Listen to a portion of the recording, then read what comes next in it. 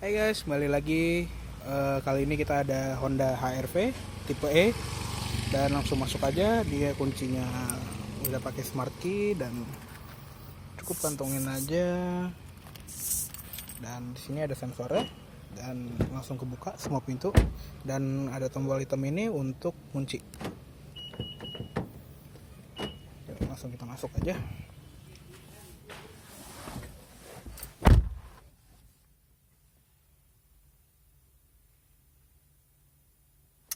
Oke, dan karena dia sudah pakai smart key, jadi tinggal pencet aja. Tapi ini ada, gue mau nunjukin sesuatu. Ini illumination ring ini bisa diganti-ganti warnanya. Caranya pakai tombol yang buat di sini. Jadi kalau misalnya standar nih masih putih, jadi biru, ungu, pink, merah. Ini orange, kuning, dan balik lagi ke putih. Jadi sesuai mood ya. Kalau misalnya kita lagi santai bisa pakai putih, mau funky kita pakai biru, habis itu mau romantis pakai ungu atau pink, lagi marah pakai merah, kalau mau dangdutan pakai kuning gitu kan, bisa diganti-ganti. Tapi ini ganti warnanya cuma bisa pas lagi mesinnya mati. Dan ya udah, langsung kita nyalain aja. Cukup injak rem dan pencet tombol stop start engine-nya.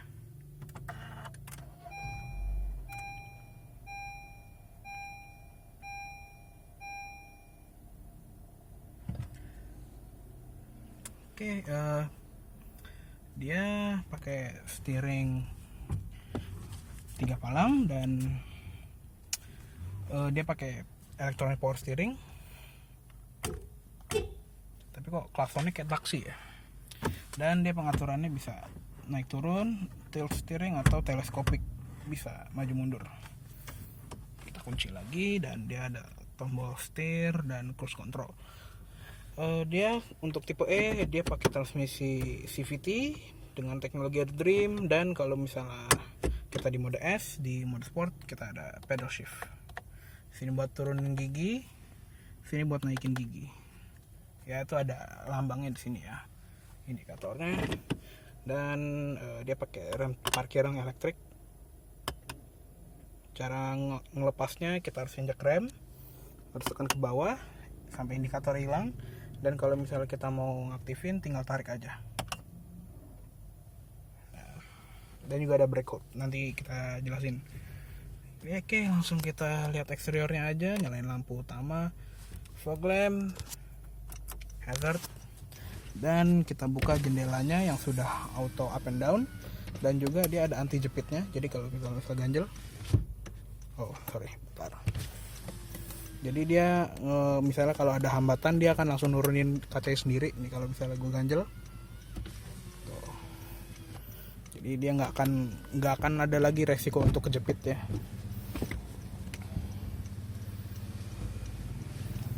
Oke, dan kita juga buka kap mesin.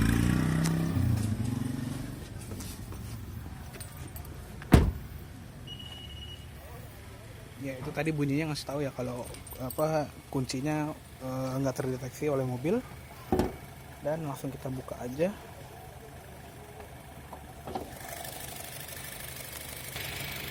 Ya ini dia mesinnya, dia pakai mesin 1500 cc, kodenya E15Z6.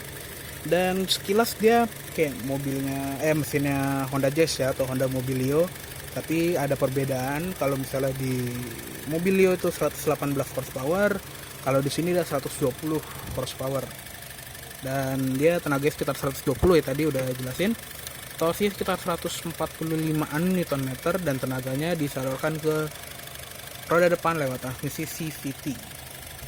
Dan yang masih kosong ya, karena jaraknya tuh bisa buat mesin yang 1800 cc di si HR-V Prestige. Dan langsung kita tutup aja. Oke, langsung kita tutup.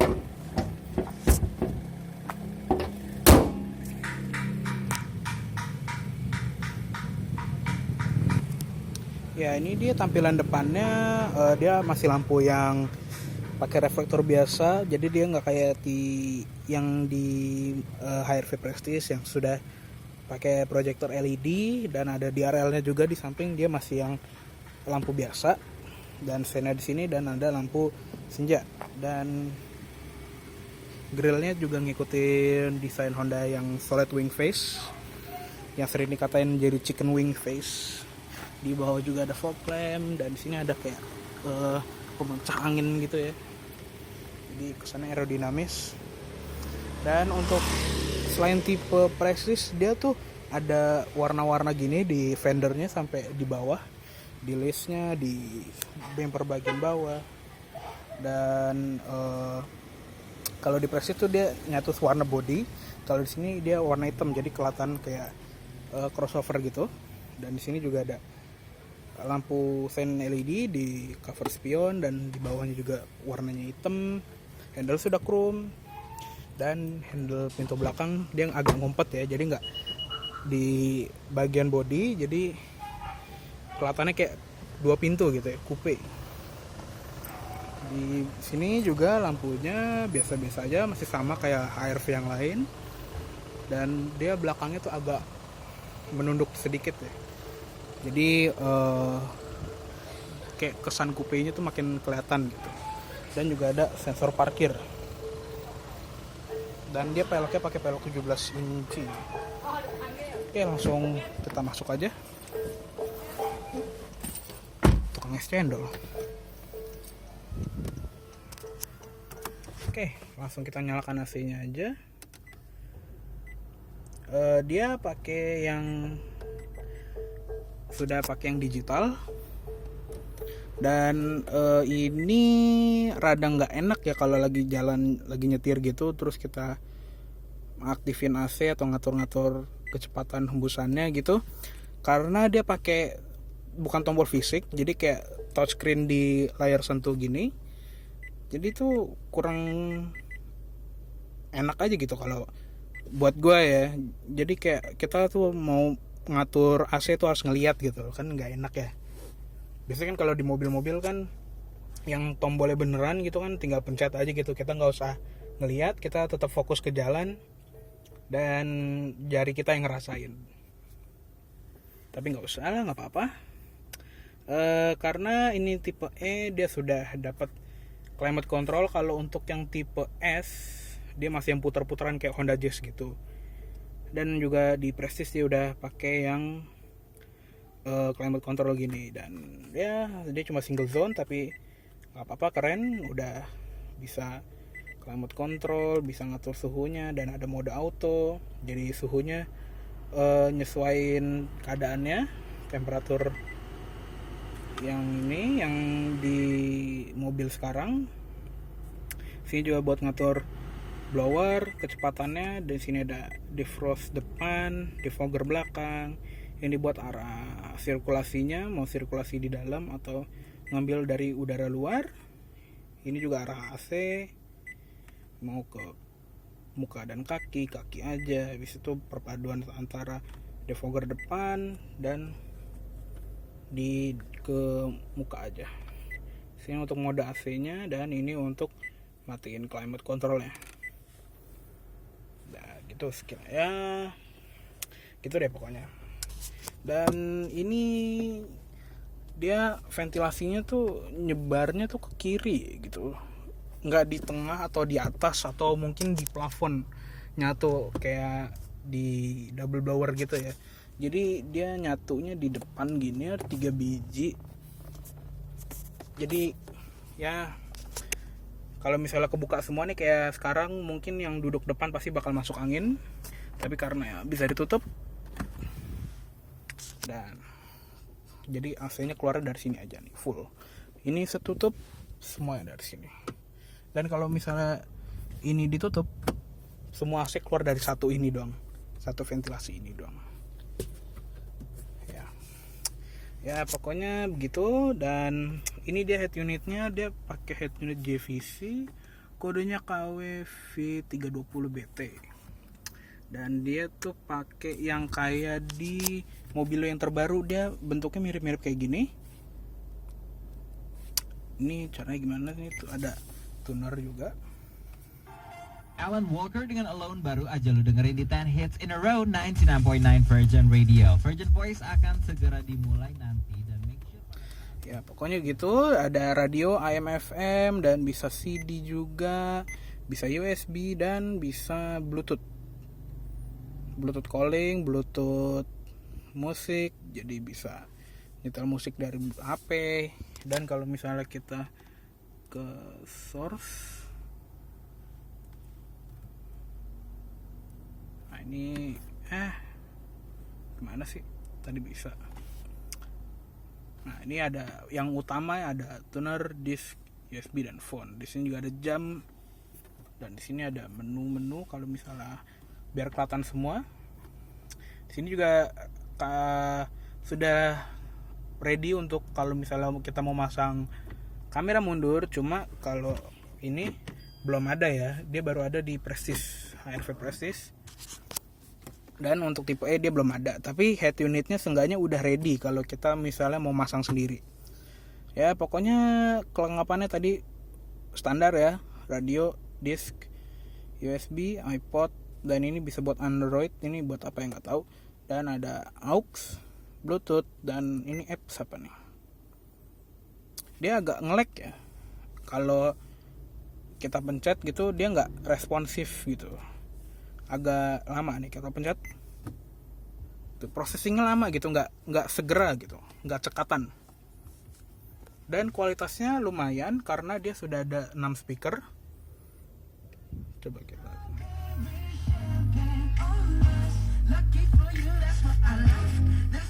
Tapi kalau misalnya ini karena kita pakai radio, jadi kualitas itu nggak gimana banget ya. Harusnya kita pakai CD atau USB gitu biar kualitasnya tuh makin terasa gitu.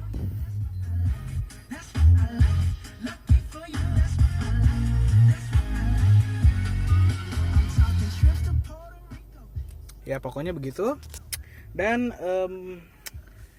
ya pokoknya ini nggak banget ya untuk mobil 300 jutaan, kayak aftermarket gitu head unitnya.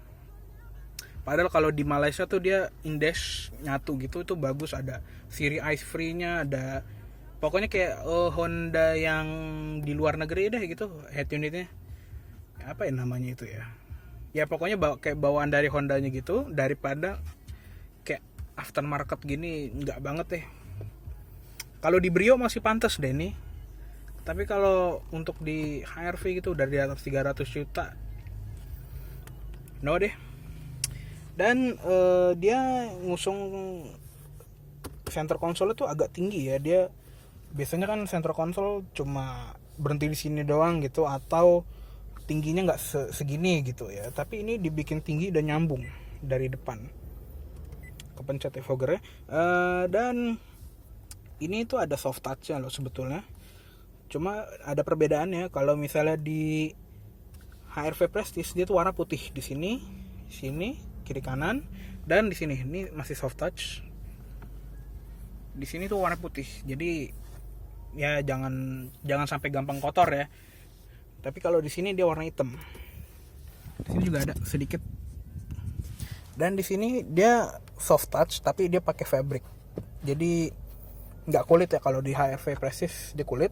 Di sini juga panel fabric semua, tapi ini agak sedikit lebih tipis daripada yang ini. Kalau ini masih agak tebal dikit, sini agak tipis. Jadi tuh masih. Jadi ya nggak apa-apa deh. Dan di sini full plastik. Sini bawah juga. Sini juga. Ya yang penting yang bagian yang terlihat langsung oleh mata tuh soft touch ya. Di kiri juga sama. Dan yang perbedaannya antara yang Prestige tuh dia gabungan antara fabric sama kulit. Ini kulit sintetis, sini fabric. Jadi tengahnya fabric. Kalau di Prestige kan full kulit ya. Bedanya itu doang. Dan ya. Oke, kita sekarang beranjak ke speedometernya. Dia sama kayak di HRV yang lain, ada RPM, tachometer, speedometer, dan MID. Dia meteran bensinnya di bawah, alat ukur bensinnya. Dan yang unik dia ada limiternya. Jadi kalau misalnya lagi di P atau di N kita gas penuh, tuh dia mesinnya nggak akan nyampe red line gitu ya. Tapi dia ketahan di berapa tadi, 4000 rpm ya. Dan ya pokoknya begitu. Di bawah rpm ada indikator gigi biasa dan beragam gadget lah di sini, indikator. Dan sini tadi yang illumination ring ini juga bisa berfungsi sebagai eco assist. Jadi kalau misalnya kita nyetirnya irit, nanti dari warna yang sebelumnya dia akan berubah jadi hijau. Jadi kalau semakin hijau, nyetir kita berarti semakin irit. Tapi kalau hijaunya makin hilang gitu, atau mungkin balik ke warna yang tadi, berarti kita nyetirnya nggak irit ya. Dan di sini ada MID-nya, dikontrol dari sini juga. Ini kalau default harusnya kayak gini. Sebentar, nah ini harusnya nunjukin odometer. Ini mobilnya masih baru, jadi odometer baru 1000 kilo, 1062 kilo. Ada trip A, range, jarak sisa bensin dengan bensin gini bisa 64 kilo. Ini average fuel consumption, tapi ngikutin trip A. Jadi kalau misalnya untuk trip A, average fuel consumption kita 6,3 km per liter. Kalau misalnya trip B, dia 8,3 km per liter. Ini untuk ngatur jam dan balik ke awal lagi. Dan di bawah ada temperatur udara luar, dan di atas itu instant fuel consumption, dan juga ada jam lagi. Dan kalau misalnya kita putar ke kiri, dia instrumennya akan jadi gelap. Kalau kita putar ke kanan makin terang. Dan ini tuasnya dia lebih kokoh daripada yang di BRV atau di Mobilio, lebih solid lah seenggaknya.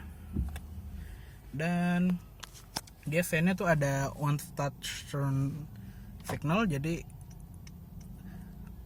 aktifin setengah aja sen akan kedip 3 kali. Jadi ya, memudahkan kita untuk pindah jalur di tol ya, ke kiri juga bisa ya, pokoknya gitu. Dan yang uniknya untuk di HR-V sama juga di HR-V Prestige, kalau misalnya wiper depan hidup, kita basahin dulu deh biar nggak baret. Nah, misalnya wiper depan hidup tapi wiper belakang mati, misalnya kita masukin ke mundur, wiper belakang akan otomatis hidup sendiri. Nah itu uniknya di situ. Tuh, ini gue matiin ya, gue hidupin, tapi wiper belakang masih mati, tapi dihidup, cakep, pinter. Jadi misalnya kita lupa bersihin kaca belakang, dia akan secara otomatis bersihin sendiri. Dan ya biasa di sini juga ada steering switch control buat audio, dan sini buat cruise control. Dan dia biasa seperti cruise control pada yang lainnya, baru bisa aktif di kecepatan 40 km per jam. Jadi misalnya kalau lagi di perjalanan jauh, lagi di tol, tinggal set kecepatan yang kita mau, misalnya di 100, nanti mobilnya akan menjaga kecepatan konstan 100 km per jam tanpa kita di pedal gas. Jadi bisa relax, bisa selonjoran sedikit, bisa nyantai gitu ya. Dan dia bisa menambah keiritan bahan bakar karena kecepatannya konstan dan injakan pedalnya tuh nggak berubah-berubah gitu ya. Dan juga di sini ada stability control. Kalau di Honda tuh namanya vehicle stability assist ya, VSA. Kita hidupin lagi. Jadi karena dia udah dual disc brake, jadi rem depan belakang tuh udah pakai disc, pakai cakram. Sistem VSA-nya tadi ya boleh diacungin jempol lah. Tapi nggak kayak di HR-V Prestige, dia airbagnya cuma 2. 1, 2. Kalau di HR-V Prestige kan ada curtain airbag sama side airbag ya di samping jok. Kalau di sini hilang, biasanya ada indikatornya di sini. Cuma sekarang nggak ada. ya begitulah. Dan tadi yang masalah rem tangan, dia pakai rem tangan elektrik ya tadi. Dan ini brake holdnya yang kita mau bahas, kita harus pakai seat belt dulu. Dan juga ini ngomong tentang seat belt, dia ada seat belt height adjuster. Nah, kita pakai seat belt dulu. Oke, nah caranya kita harus hidupin brake hold sampai ada indikatornya di situ. Dan kalau misalnya kita pencet D, drive, nih, kita mobil jalan dikit ya, kita pencet rem, tuh, mobil nggak akan glinding. Misalnya kita masuk gigi mundur, dia nggak akan mundur. Kalau gue injek gas, tuh baru dia mundur. Misalnya kita pencet rem lagi, kita pindahin ke neutral, dia tahan terus. Sama juga kalau misalnya kita pindah ke drive, kita injek rem, kita injek gas, baru dia jalan. Jadi dia sistemnya pinter ya. Jadi kalau misalnya lagi macet atau lagi di tanjakan, kita suka lupa nahan rem terus, kita pegel gitu kan, daripada ngaktifin secara manual gini kan capek ya. Dan di sini juga ada tempat penyimpanan di bawah. Di samping juga ada tempat penyimpanan kecil, bisa buat naruh HP atau dompet. Sampai di sini juga. Dan di sini ada colokan buat ngecas gadget 12 volt. Dan dia nggak kayak di HRV yang luar, biasanya ada colokan HDMI ya di bawah sini. Cuma nggak ada di sini. Di sini juga ada cup holder 2 buah. Di sini juga ada ini handle sih ya, bukan buat naruh dompet ya, tapi gue lebih suka naruh dompet di sini. Di tengah sini ada center console yang bisa buat ngangkut gelas. Nih ya, buat ngangkut gelas. Atau kalau misalnya kita ke atasin, bisa ngangkut botol. Jadi botol aqua yang gede-gede, air mineral yang 2 liter kayak bisa masukin di sini. Nah, atau bisa buat naruh koin atau buat naruh duit. Kita ke atasin, dan tadi ada 2 ya. Di sini juga ada. Dan kalau misalnya kita buka armrestnya, di sini ada tempat penyimpanan lagi. Ya lumayan lah, ini bisa buat naruh botol yang tadi juga bisa, cuma nggak bisa tutup sih. Di sini juga ada buat naruh koin, dompet. Dan ini armrestnya bisa adjustable ya, bisa baju mundur. Ya nyaman. Di sini juga ada jeglongan kecil buat ya tray ya, semacam tray buat naruh koin, selipin di sini. Cuma dia nggak ada card holder ya kayak di Ford EcoSport misalnya. Jadi kalau misalnya kita mau punya kartu gitu, kartu tol, e-tol, harus asal geletakin aja di situ. Jadi ya lumayan lah practicality-nya. Dan oke, langsung kita matiin aja. Dan kita pindah ke kabin belakang.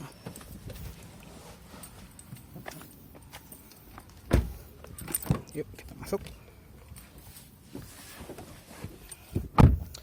Ya, kita sudah di kabin belakang Honda HR-V dan dia lumayan lega. Dia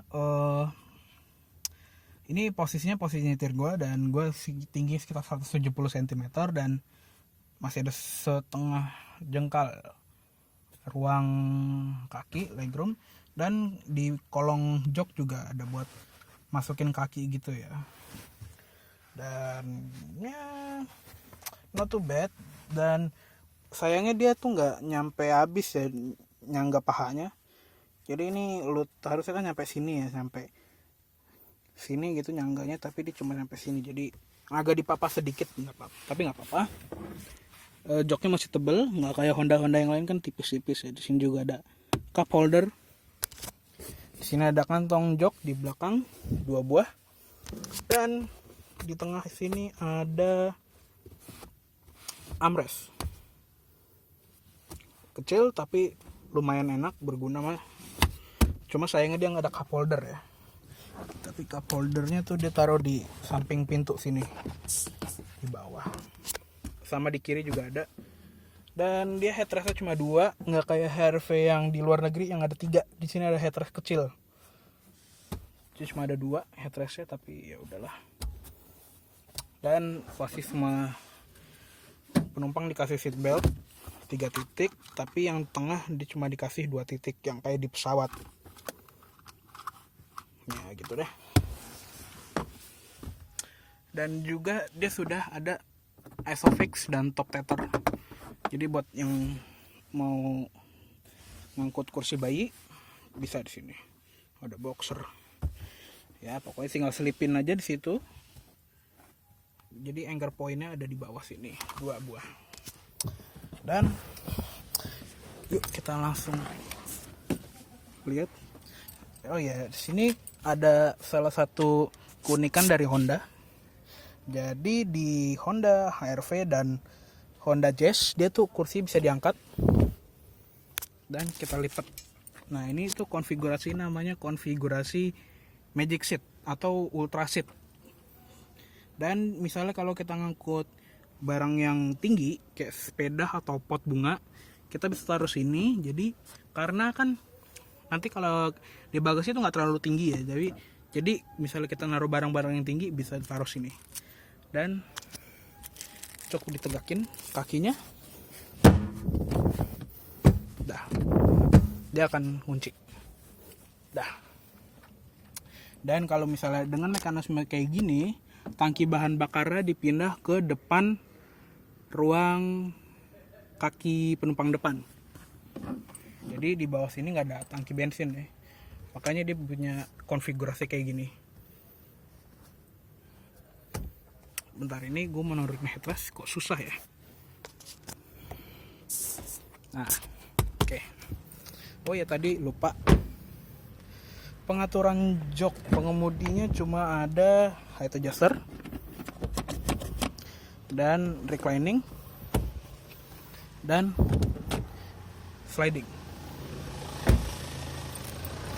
Jadi sama kayak HR-V yang lain. Dan sekarang kita lihat bagasinya. Dan sini dia bagasinya lumayan rata dan lumayan besar ya untuk sebuah crossover, dan sini bisa rata. Dan kalau misalnya kita lipat jok belakang dan kita dorong, bagasinya makin rata lantai, makin gede. Dan katanya sih kalau di situsnya Honda tuh bisa ngangkut 1000 sekian liter gitu. Tapi kalau misalnya bangkunya ditegakin semua cuma bisa 500-an liter. Di bawah juga ada ban serep dan dongkrak, perkakas, macam-macam. Di kiri kanan ada tempat naruh barang tapi kebuka gitu. Dan sini ada kayak buat gantungan gitu ya. Di sini ada bolongan buat ngakses mounting suspensi belakang. Dan sini ada lampu kecil. Oke, langsung kita tutup aja.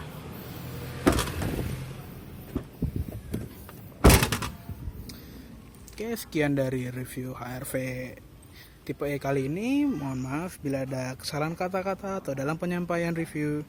Jangan lupa untuk klik like, komen, subscribe, dan share.